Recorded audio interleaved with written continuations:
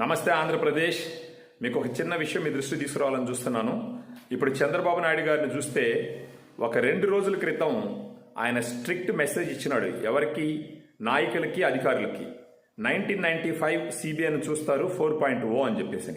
తర్వాత ఇప్పుడు మన గౌరవ తెలంగాణ ముఖ్యమంత్రి రేవంత్ రెడ్డి గారితో మీటింగ్ అరేంజ్ చేసినాడు విభజన తర్వాత ఉన్న సమస్యలు సాల్వ్ చేయడానికి.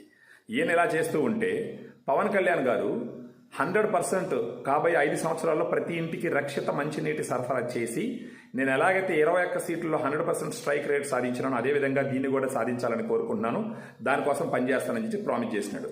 అది కాకుండా పవన్ కళ్యాణ్ గారికి నిన్న ఆయన ఇచ్చిన ఇన్స్ట్రక్షన్స్ మీద పోలీస్ ఆఫీసర్ పనిచేసి ఒక మిస్ అయిన మైనర్ బాలికని జమ్మూ కాశ్మీర్లో పట్టుకోవడం జరిగిందనమాట. ఆ అమ్మాయిని రక్షించినారు. అదేవిధంగా ప్రజా దర్బార్ రోజు జరుగుతుంది. సో వీటన్నిటిని చూస్తుంటే ప్రస్తుత గవర్నమెంట్ రైట్ డైరెక్షన్ పోతుందని అనిపిస్తుంది. మీ కామెంట్